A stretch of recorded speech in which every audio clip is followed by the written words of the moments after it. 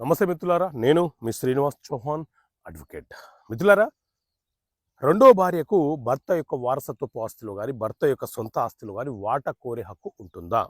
So మిత్రులారా, మన దేశంలో హిందూ మ్యారేజ్ యాక్ట్ 1955 అనే చట్టం అమలు ఉన్నది. ఈ చట్టం ప్రకారంగా ఒక హిందువు ఒక వివాహం మాత్రమే చేసుకోవాలి. ఒక భార్య బ్రతికి ఉన్నప్పుడు లేకపోతే భార్యకు విడాకులు ఇవ్వకుండా చేసుకునే రెండో మ్యారేజ్ చెల్లుబాటు కాదు, అది చట్టబద్ధమైనటువంటి వివాహం కాదు.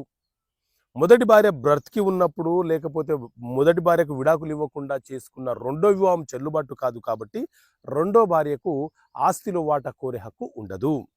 భర్త యొక్క సొంత ఆస్తిలో కానీ భర్త యొక్క వారసత్వపు ఆస్తిలో కానీ రెండో భార్యకు ఎలాంటి హక్కులు సంక్రమించబడవు. కానీ రెండో భార్యకు పిల్లలు కనుక జన్మిస్తే మొదటి భార్య పిల్లలతో సమానంగా వారసత్వపు ఆస్తిలో రెండో భార్య పిల్లలు కూడా వాటా కోరుతూ కేసు ఫైల్ చేసే అవకాశాన్ని, అధికారాన్ని కలిగి ఉంటారు.